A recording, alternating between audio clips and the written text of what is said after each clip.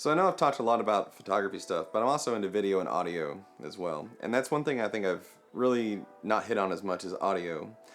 Video is really important, but audio is probably more important than the actual video. I ran across this channel called Fulan Creative, and it really got me thinking whenever he said, good video is a plus, but good audio is a must. And I think a lot of your video experience is mostly experienced through the ears. While your video may not necessarily be the highest quality, as long as the audio is good, it's watchable. So that's why today I felt like I would talk about a few of the microphones that I've used personally and the positives and negatives for someone like me that doesn't have a lot of professional gear and haven't spent a lot of time on that, so more amateurish, starting out kind of thing. The first one I want to talk about is the one I feel like is the one I use most often, especially in the office, is because it's a shotgun microphone. It's fairly large, something I don't want to take with me and have to carry.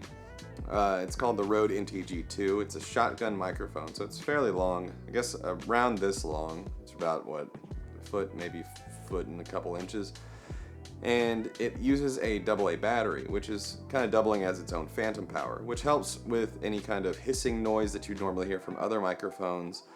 But this one doesn't have as much of that because it has that microphone battery in it. You can apply phantom power, which goes up to 48 volts. Obviously, a AA is going to hit like 1.5 volts. So it's not ever really going to hit the full amount, but it'll sound better than regular audio pulled from the jack. And something else about the Rode NTG2 is that it is an XLR cable microphone, meaning that it has a larger cable for it to transmit audio through. So it usually comes through cleaner as well, just because of that factor that it has a better, cleaner audio to go through this large wire where it has more insulation. And actually how I use it on my camera is I have it running through the XLR cable into a 3.5mm plug-in for the side, because I haven't bought a XLR input to be able to put through this thing to have it have a better, cleaner audio. Maybe eventually one day, but for now this will work.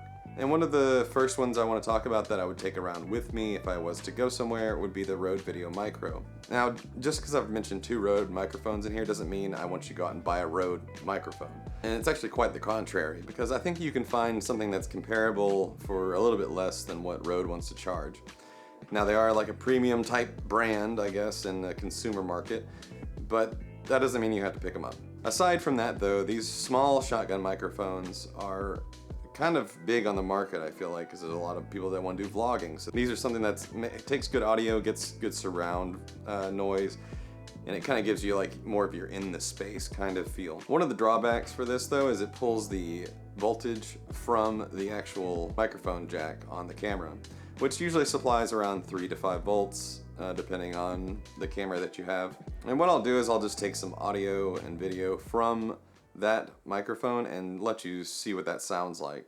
I haven't equalized the audio on my camera because I didn't want to go through all the settings, but this is what it sounds like from the Rode VideoMicro pointed at me from the microphone jack. There's no external power, there's no battery inside of it. This is just pulling straight from the camera.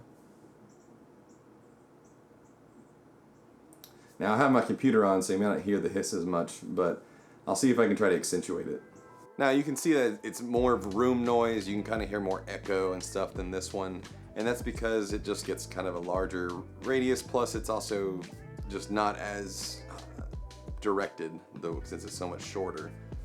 But that's fine because a lot of people would use it for vlogging, so you're probably going to want to hear the outside noises anyway. Also, when you're outside, you're probably not going to get echo unless you're in some kind of canyon or something, right? And the next type of microphone, and because I say type because I don't really pick up a lot of lavaliers very frequently.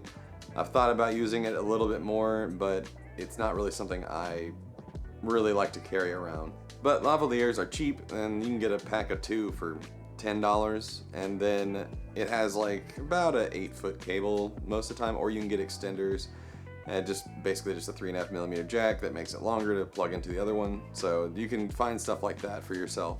But for this video, I'll say that they are a good alternative to having a shotgun microphone, especially if you're going to take it around with you, because you can isolate your audio to yourself rather than having any kind of surrounding audio hit you. That's why people use them for interviews. And I'll go ahead and cut to myself using the lavalier microphone. I wanted to show what it sounds like, so here's that video. Alright, and this is the lav mic. I'm trying not to make it too loud. I'm trying to talk quietly because it picks it up, and it's really close to me, so I don't... This is one that a lot of creators use because it's easier to take around with you than a condenser microphone or something like that. And I do have one of those, but I don't hardly ever use it for anything. But that's this, and it has a little like pop filter on it, sort of, and it can have a dead cat, which if you don't know what that is, it's one of these guys here, little fuzzy thing you put on the microphone. You can get smaller, bigger ones, stuff like that, to stop wind audio or like wind noise, so you don't hear like the, you know what I'm talking about. But yeah, that's what you get one of those for. But this is the audio of it, and without any noise.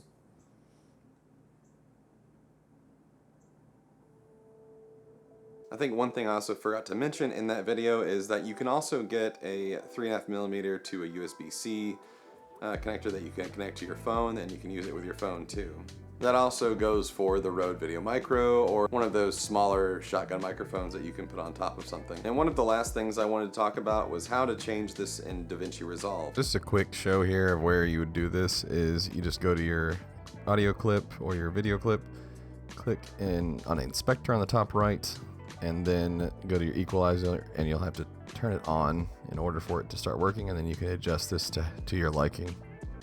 Now you can change the frequencies, and you can get it more bassy, you can, get it more equalized to make it sound more premium and like better to the ears, because I feel like a lot of this audio straight out with no modification to it sounds a little tinny, even if you use something like this shotgun microphone, because it's just kind of a flat profile whenever you put it into the editor. And I will say, when I'm listening to it through my headphones while I'm editing it, I don't notice it as much, I think because I'm so focused on trying to get the cuts right that I'm not really worried about the audio as much. So what I've been doing is going back through and listening to it and then making the adjustments where needed. And lastly, of course, I want to thank everyone for getting to the end of this video, and I really appreciate everybody that's subscribed. I've gotten to 50 subscribers, and I never thought I would hit that number, especially in the past, 3-4 months that I've been posting videos since I took like a 4-year break. That's crazy. And leave a comment if you have any questions or want to just talk about some audio things, because I could use some help if you see some things that I could improve on in this video. And if you hit that like button, that would be great if you found it helpful, and maybe hit the subscribe button and the notification bell to be notified of any future videos. And I'll see you in the next one. I hope you have a great day.